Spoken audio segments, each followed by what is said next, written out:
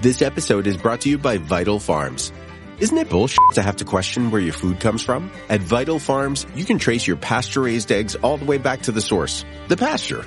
On the side of each pasture-raised carton of eggs, you'll find the name of the farm where your eggs were laid. And when you look the farm up on their website, you'll get a peek at all the sunshine, fresh air, and open space the hens enjoy. Learn more and find out where to buy them at vitalfarms.com. Vital Farms, keeping it bullshit-free. Welcome to the Human Capital Innovations Podcast, your go-to source for personal, professional, and organizational growth and development.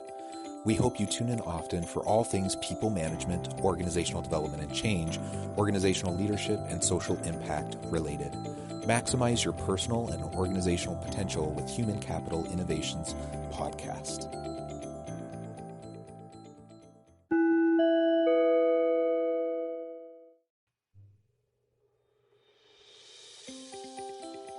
Welcome to the Human Capital Innovations Podcast. In this HCI podcast episode, I talk with Julie Wilsonn about the importance of effective leadership coaching in organizations.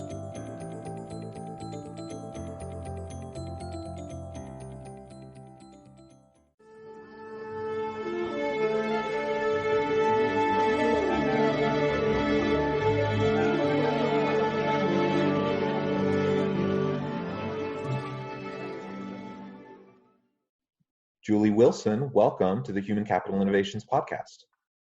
Thank you, John. Good to be here. Yeah, I'm excited to have the chance to chat with you. It was fun just chatting in our pre-interview and getting to know you a little bit better and understanding a little bit more about your background. And I think the listeners will really enjoy our discussion today. Today, we're going to be focusing on the importance of effective leadership coaching in organizations, how we can do that better, some of the tools that are available to help us do that, and really why it's important to coach leaders and to prepare the next generation of leaders within organizations. As we get started today, I just wanted to share Julie's bio with the listeners. Julie Wilsonn can show you how great you can become, and she helps you to get there. She is an author, consultant, and leadership coach. Her workplace skill building programs have helped thousands of employees and managers step into their potential as leaders and increase their creativity, collaboration, and problem-solving capabilities of their teams. She's the co-founder of the Academic Leadership Group, the founder of the Institute for the Future of Learning, and an instructor at Harvard Extension School. Julie graduated from the Harvard Graduate School of Education with a master's degree in education, specializing in adult development, learning technology, and behavioral change. That is a really awesome background, and it's such a pleasure and a privilege to have the chance to talk with you today. Thank you, John. It's great to be here. Anything you would like to add by way of background or context for the listeners before we really jump in? Well, I have come to motherhood somewhat late in life. I am 46 and I have a 2.5-year-old son. So I would say my learning curve is perpendicular right now. Leaders and I discuss the whole concept of our VUCA world and uncertainty and complexity and ambiguity. And I feel like motherhood right now is throwing a whole bunch of complexity and ambiguity at me, and it's really helping me dig into, I guess, a whole other part of my work, which I'm quite happy to coach other people on, but which I'm pretty bad at myself, which is taking things more slowly, pausing, smelling roses, and having a toddler really helps to slow me down and help me notice and I guess maybe take things a little bit easier than what I have in the past. So the lessons are abundant right now. I think he's going to be my greatest teacher. Well, that's excellent. Congratulations. Kids are a joy and a handful. Mm-hmm. I have 6 children myself, though mine are a little bit further along. My oldest is 16, my youngest is 7. And so we're past the baby and toddler stage. But every day is an adventure for sure. So I wish you well as you navigate everything. Yeah. Well, so today we're going to really be honing in on leadership coaching. And I know that's something you spend a lot of time doing. And I'm sure, in addition to your own practice and your own consulting work, that's probably something you spend a lot of time focusing on in your work with the Harvard Extension School and working with executives and other students in that capacity. It's a really important area because in my experience, a lot of organizations don't put enough thought towards, well, not just their own leadership effectiveness, but also leadership succession and just preparing the next generation of leaders to take the reins when the opportunity arises or necessitates. And I think right now we're in this COVID environment where we have a heightened sense of urgency to address all these organizational challenges and problems. And it's more important than ever that we really have a breadth across the organization of highly trained, highly skilled, capable people that can take on leadership roles. Mm-hmm. Yes, in some organizations, it almost feels like the higher up you get in the organization, it's, development by Darwinian evolution. If you can work this out and be successful, then great. But many organizations, I think, put in more scaffolding and support to really help meaningful leadership development, not just go off and go to a course for 2 days, but how do we think about talent in this organization? So. Yeah, that's a really good point. And people go off to conferences, they do retreats, they do seminars. You have things like LinkedIn Learning, so people can hop on in real time in the gaps of their day. They can do a little bit of training here and there. All of this is great. All of these are great tools, and I hope people utilize those resources. Podcasts like this and other podcasts. There's so much content. There's so many great resources out there, but it's got to be more than just tuning into a podcast or just doing a quick LinkedIn Learning, course, or doing a 2-day retreat or going to a seminar. Leadership development's much more than that, and it needs to be structured. It needs to be sustained over time, because it requires application. Just reading a book or just listening or just watching, that can help you absorb information, but then you have to apply the information into practice so that you can actually make improvements and stretch your skills and your capabilities. Yes, you reminded me, I remember reading a book one time, a great book on presentation skills, and the final page the author said, there's a lot of recommendations on how to practice and really generating as many practice opportunities as possible. And I think one of his final sentences was, those who practice get better and those who don't. So the importance of... Yeah, that's a succinct way of putting it. Very helpful. That's very good. So how can I tell how I'm doing as a leader? So I'm in an organization, I have a team of people that report to me, or maybe I'm even above middle management and I'm up into the executive levels. You're getting bombarded constantly. You have pressures from all sides. You have all these stresses and tensions, all these priorities.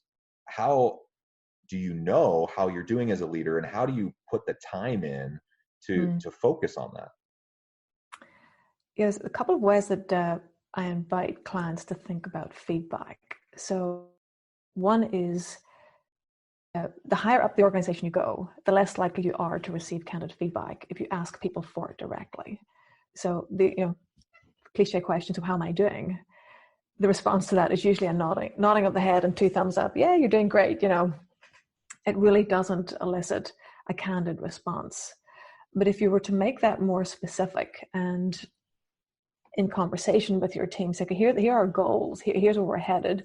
And a great question, just an open-ended question would be, what should I keep doing to help lead us towards these goals? Stop doing and start doing. That keep, stop, start really generates a lot of, in my experience, really useful, focused, targeted feedback, because that feedback then tells you exactly what you should keep, stop, start doing, and you get to see some of the themes. Now, of course, it depends on how much trust and transparency that you've built on your team up until that point. And in some cases as well, the overarching culture of your organization. I've worked with folks and they've decided to put it out just on a Google Sheets or Qualtrics or some sort of Survey Monkey, just as 3 open-ended questions, and then they get anonymous responses back. Some folks say, no, I'd like to really have the part of the process as I build a more open and transparent culture within our team. So it depends on your meta-level cultural goals there.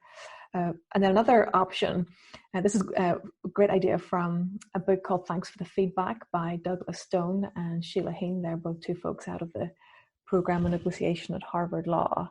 And just great question. What do you see me doing or failing to do that holds me back as a leader? I love those questions, and in part because of the simplicity. It doesn't take some huge, complicated instrument to give you insights to yourself and to help you make the necessary positive changes, that will have pretty big impact on your team, your people, and your own approach, your own style, your own effectiveness. Now, I'm not saying that to say that other more complex instruments aren't useful, but you don't need them to get started. At least you really can just do something very simple. You can use existing free softwares to collect the data, the information, just having those simple conversations with people even. There's lots of ways to do it, and we can all get started today. That's the thing, is you don't need any expensive software package to do it right away to get started. You don't need even a high-paid consultant. And I know both of us do consulting, so maybe I'm shooting myself in the foot by saying that, but you don't need us to get started. Now, you might want us as you get more into the nuances and the complexities and whatnot, but to get started on the right foot, it really isn't that complicated. And you can just ask some of those basic questions and start to listen and start to really pay attention to what people are saying. If you can do that, that's half the battle. And then from there, you can start to build in the complexity. Well said. I think all it requires is courage. It's a courageous act, I think, to ask your team and to genuinely want to know, what's working well and what might you do differently, what needs to be improved. And the reality is people know it's there anyway. So why wouldn't you take the development opportunity, ask for it, and then continue to, really strengthen your leadership.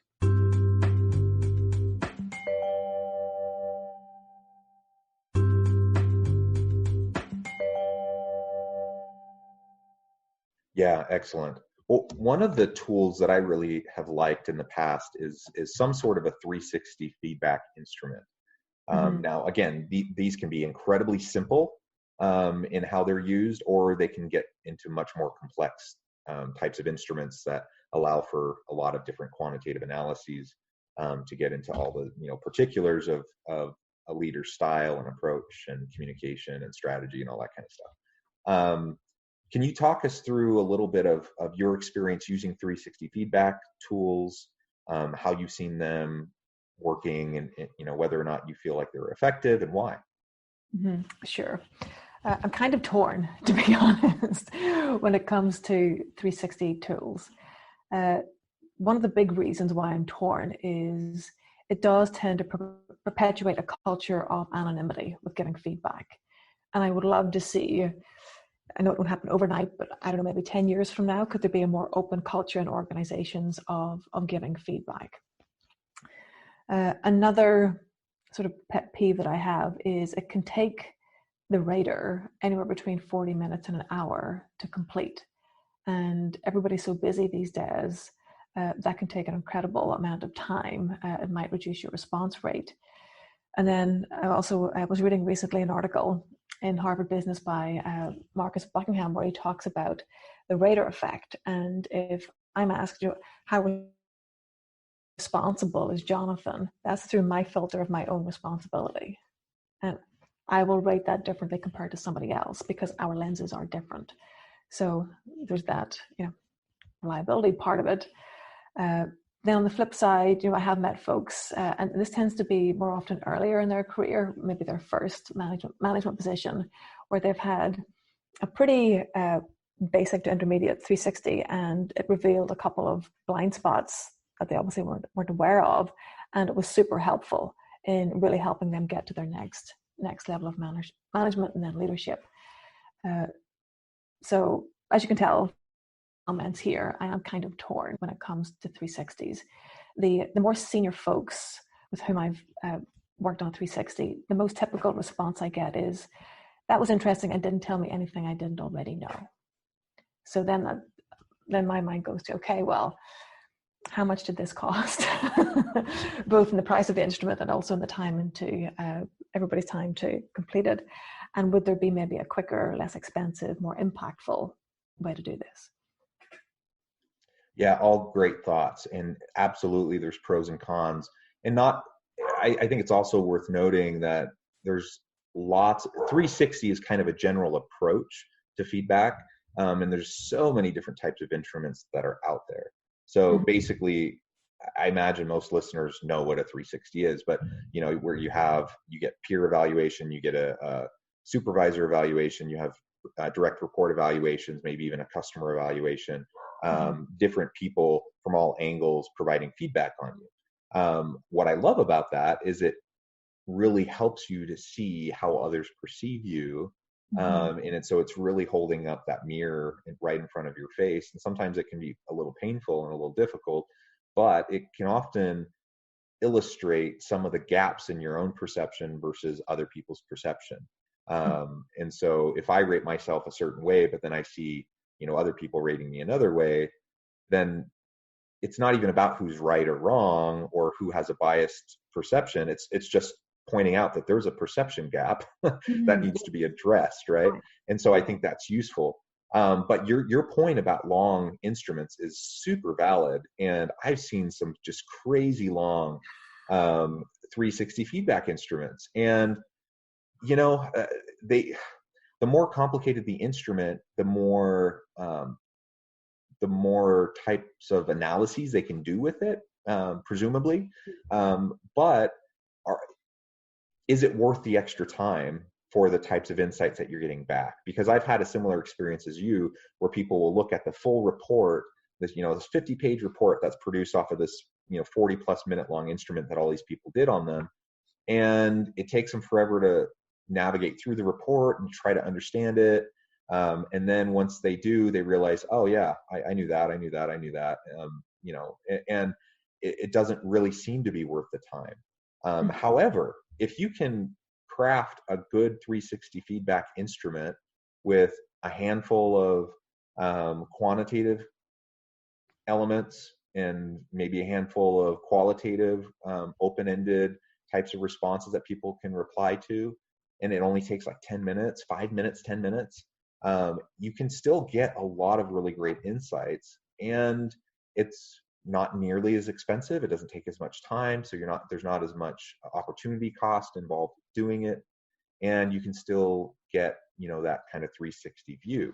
So I don't know. I think sometimes leaders get a little too excited about the feedback to the point where it just becomes excessive. But I suppose if we're in a world where leaders don't think they need feedback, or they're not taking the time to get the feedback, if the alternative is doing a ridiculously long 360 or doing nothing, I'd rather have them do the ridiculously long 360. But that's not the only choice. Obviously, it's not that kind of false dichotomy. And there are a lot of options. And so I know both you and I have used those types of instruments in the past. I've created unique instruments based on the input of employers, and it can be fairly straightforward, fairly quick and easy to do, and it doesn't need to take all the time, and it doesn't need to be so expensive, and still get that valuable feedback. Yeah, absolutely. So what other types of tools have you used that have been helpful as you've done leadership development work? So probably the one that I'm using the most right now, that I'm finding most useful over time, is a qualitative interview. So this gets to specificity and also gets to that 360 benefit that you mentioned, where you're getting a really broad and in many ways deep and their impact. So for example, peers, colleagues, direct reports, folks up above, maybe key stakeholders inside and outside the organization. More folks are asking, for example, to interview with vendors and key partners, because we're all part of these massive global supply chains these days. And just asking a few simple questions. What are John's strengths? In what ways might John leverage those strengths even more? where do you see John's strengths getting in the way? What are some areas of development? And if you could whisper one word of advice to John, what might that be? And what I'm finding is in 30-minute interviews, the really powerful piece that I'm able to distill are the themes, but then most importantly, the what I call the excerpts. So these are verbatim quotes that I can still retain anonymity, but it's so powerful whenever I give the download to the client. And if somebody, has gotten feedback before that, their listening skills aren't great, that's pretty generic. What do you do with that? So if I'm interviewing somebody and they say, Julie's listening skills aren't great, I would say, can you give me an example? And then they might give an example of, I was in a meeting and, she rolled her eyes when I made a comment. And I would follow up with them, what was the impact of that on you? And they would say something hypothetically like, well, I shut down and basically don't say an awful lot in our meetings anymore. So then I can feed that back to Julie and say, you may or may not intend this. And sometimes folks have body language and they literally have no clue the message that is being sent. And when I share the impact of the behavior, it really lands in a very different way. And moreover, it gives behaviorally specific, ideas, directions where they can take it. So, and again, it doesn't have to be complicated. Something as simple as don't roll your eyes. So then, Julie can say in a meeting, okay, it's been brought to my attention that I rolled my eyes. A, I didn't know I was doing that. Maybe B, I did. And that's not helpful. So I want you to just raise a hand or give some sort of signal if I do that. And my coach is going to follow up in 3 months to check in to see how I'm doing on this. I'm going to screw up, it's not going to be perfect, but my goal is, better behavior over time. And the combination of the qualitative interview and then a 90-day and then a 6-month follow-up is really powerful, because at the end of the day, any 360-degree tool is only as good as the follow-up that does or does not happen afterwards. Absolutely. I completely agree. Well, Julie, it has really been a pleasure. The time has gone far too quickly. We're about out of time. And I do really appreciate all of your insights that you've shared and the tips that you've shared with us about leadership development. Before we part ways, though, today, can you share with the listeners a little bit more about how they can get connected with you and how they can learn more about you and your work? Sure. If you go to academicleadershipgroup.com, you will see my bio there, and also articles that myself and my colleague Jenny have written over the years. And also I've encouraged folks to connect with me via LinkedIn as well. Excellent. And I encourage listeners to connect with Julie as well. It's really, truly been a pleasure, Julie, talking with you. And I hope everyone has a wonderful rest of their day and that you stay healthy and safe and find meaning and purpose at work.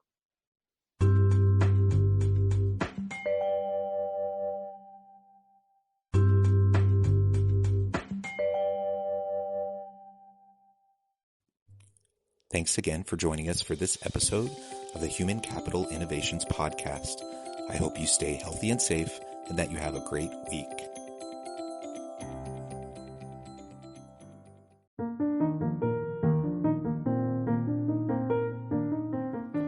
Check out our new weekly LinkedIn newsletter, Alchemizing Human Capital, exploring industry trends via original research and interviews with executives and thought leaders from across the globe. We look forward to having you join us.